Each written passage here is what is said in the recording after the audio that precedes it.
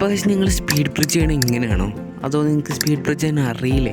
അപ്പോൾ നമുക്ക് എങ്ങനെ അടിപൊളിയായിട്ട് സ്പീഡ് ബ്രിഡ്ജും കാര്യങ്ങളൊക്കെ നമ്മൾ മൈൻക്രാഫ്റ്റിൽ ബെഡ്റോക്കിൽ പോക്കറ്റ് എഡിഷനിൽ ചെയ്യാൻ നമുക്ക് നോക്കാം. അപ്പോൾ നമുക്ക് ഫസ്റ്റായിട്ട് നമ്മളെ ബേസിക് ആയിട്ടുള്ള സ്പീഡ് ബ്രിഡ്ജും കാര്യങ്ങളൊക്കെ ചെയ്ത് കാണിച്ച് തരാം. ഏറ്റവും സിമ്പിളായിട്ട് നമുക്ക് സ്പീഡ് ബ്രിഡ്ജ് ചെയ്യാൻ പറ്റുന്നൊരു രീതിയാണിത്. ഇത് കാണിച്ചു തരാം. ഫസ്റ്റ് നമ്മളൊരു മുമ്പിലൊരു ബ്ലോക്ക് വെക്കുക, എന്തായാലും ഇങ്ങനെ നിൽക്കുക. നമ്മളെ പ്ലേസ് ചെയ്യണ ബട്ടൺ ക്ലിക്ക് ആൻഡ് ഹോൾഡ് ചെയ്തിട്ട് നമ്മളെ ജോയ്സ്റ്റിക്ക് മുമ്പോട്ട് നീക്കുക. ഇതാണ് ഏറ്റവും ഈസിയസ്റ്റ് ആയിട്ടുള്ള സ്പീഡ് ബ്രിഡ്ജിങ് മെത്തേഡ് പറഞ്ഞാൽ ഇതാണ്.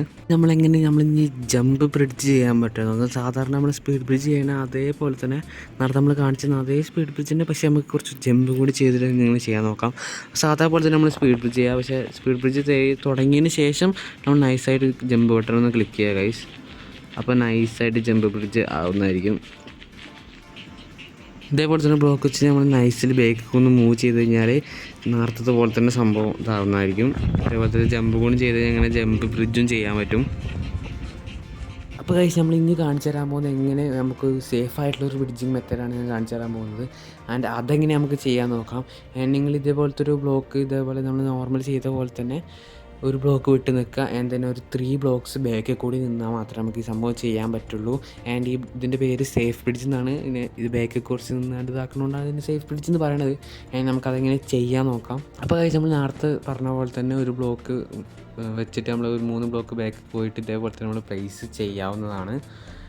ആൻഡ് കണ്ടില്ല കഴിച്ച് ഇത്രേ ഉള്ളൂ, സിമ്പിളാണ് ചെയ്യാനായിട്ട്.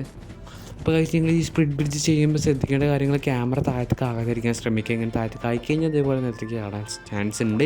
അപ്പോൾ ഇതിൽ ഏത് സ്പീഡ് ബ്രിഡ്ജും ഫസ്റ്റ് തന്നെ നിങ്ങൾക്ക് കിട്ടില്ല. അപ്പോൾ നിങ്ങളൊരു ക്രിയേറ്റീവ് വേൾഡ് ഇതേപോലെ തന്നെ എടുത്തിട്ട് സ്പീഡ് ബ്രിഡ്ജും കാര്യങ്ങളൊക്കെ ചെയ്ത് നോക്കാം. നിങ്ങൾക്ക് ഏതാണോ ഇഷ്ടമുള്ളത്, ഏതാണോ കംഫർട്ടബിളായിട്ട് സ്പീഡ് ബ്രിഡ്ജ് ചെയ്യാൻ പറ്റുന്നത് അത് നോക്കിയിട്ട് നിങ്ങൾ സ്പീഡ് ബ്രിഡ്ജ് പഠിക്കുക. ആൻഡ് ദെൻ PvP ട്രിപ്സൊക്കെ വേണമെങ്കിൽ കമൻറ്റ് ചെയ്യാൻ അതിൻ്റെ വീഡിയോസൊക്കെ ഇടാം. അപ്പോൾ ഗൈസ് ഇന്നത്തെ വീഡിയോ ഇത്രയൊക്കെ ഉള്ളൂ ഗൈസ്. അപ്പോൾ വീഡിയോ ഇഷ്ടപ്പെട്ടെങ്കിൽ ലൈക്കും ഷെയർ സബ്സ്ക്രൈബ് ഒക്കെ ചെയ്യുക ഗൈസ്. ബൈ.